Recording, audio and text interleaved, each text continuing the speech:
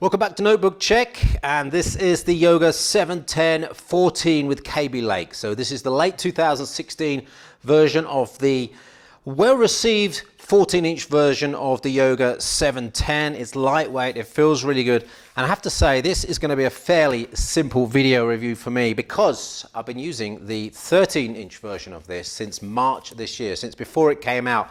I managed to get hold of one of these, and I absolutely love the build, the form factor, and I think Lenovo have done a pretty good engineering job on it as well. Battery life on that one is good.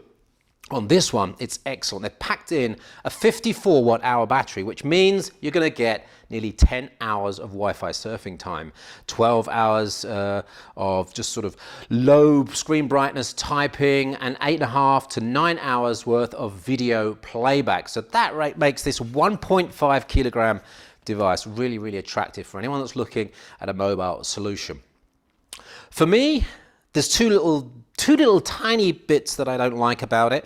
Firstly, the touchpad on the left-hand side, that mouse button, does require you to really get an accurate press on the corner of that mouse pad, not sort of wandering around towards the middle. That's something that I think most people would get used to. Keyboard could be slightly better as well, but then this is a fairly lightweight, fairly low-profile device. It's got a backlight in it as well, and the keyboard size, of course, is full size. It's quiet. In fact, in most operations, when I used it today, I couldn't hear the fan. When it got going, though, there was a slight whirring noise. If you're doing some work that requires a lot of processing power, there's going to be a little bit of whirring noise in the background. It actually comes out in front of the screen, so that noise sort of travels up to your ears fairly quickly. There's another audio quirk about this as well, and that's because the speakers are on the underside. So if you're using it on your bed, for example, and you've got that sitting on your lap, you can mute those speakers effectively fairly easily. There's also one little quirk about the audio and the microphone that's placed close to the fan outputs. I think there it is, along here. So when the fan's on, you can't use the microphone because it gets this whirring sound in the background. So you need an external mic. Most people that are using Skype regularly will have a separate mic anyway, so that shouldn't be a problem. On the screen, great screen brightness, over 300 nits, good contrast, 1000 to 1.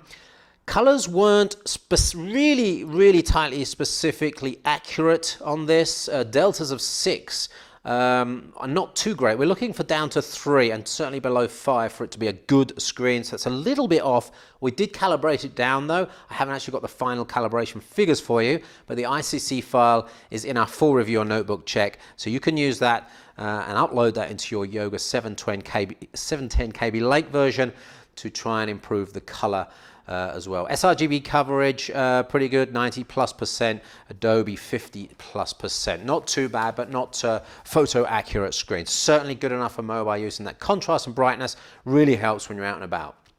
One thing I do like about this is not that it's just got an SD card reader, it's because it's reasonably fast. It's not one of those, and we seem to see these a lot still, 25 megabyte per second transfer speed SD card readers. This is a 50+ megabyte per second transfer speed. Not up there with the best of devices today. We've seen over 100 megabytes per second in read tests on SD cards on some devices in 2016. 70 is sort of like your high average. So a little bit low the high average, but certainly much better than a lot of the sort of consumer level devices that are coming out with low speed SD card readers. So that makes this, with a Core i5 Kaby Lake, quite interesting for full HD video editing. You'll be able to pop your SD card in there, and this should work pretty nicely to do full HD editing. Of course, if you're doing a lot of filters, a lot of fades, a lot of titling, you might find that that dual-core U-series processor inside isn't quite hard enough. Certainly for these sort of videos that I do, I use a quad-core laptop for that, and that helps a lot.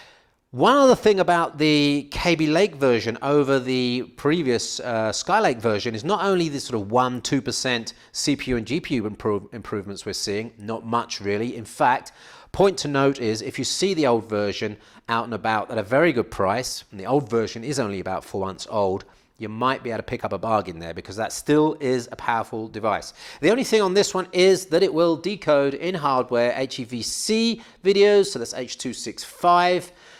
there's been some news today from Netflix that the latest editions of, what is that program my daughter watches all the time, the 4K version of that will only go out if you've got a Kaby Lake processor that can decode HEVC. And I think they're using something called Intel Insider technology as well to DRM, to wrap the content up into a secure layer as well. Anyway, Kaby Lake will also improve slightly the Intel QuickSync performance on it. So overall, you're getting a nice little bit of extra, but it's not a great performance addition over the original one. Back to the ports then, you've got two USB 3 ports, a micro HDMI port out there. And on the other side, just your headset port and your power. I've mentioned the battery life. I've mentioned that it's a really nice build. I probably didn't show you the 360 convertible aspect of it. And if you're thinking of an alternative to this one, the HP X360 would be probably the obvious competitor to this one. Personally, and I've used the 360 as well, this is a little bit less stylish to the X360, I would say.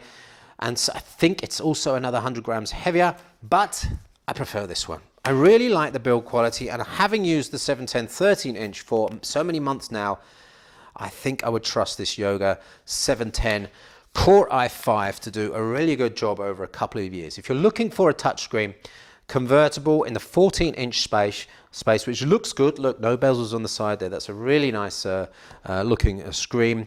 Reasonable speakers, good performance, and under load, it doesn't downclock as well. As you can power this up 100% and it won't downclock. We've tested it on the NotebookCheck tech review. You'll see the results of that. You'll also see a ton more test results. So I do advise you to check out the full review before you buy.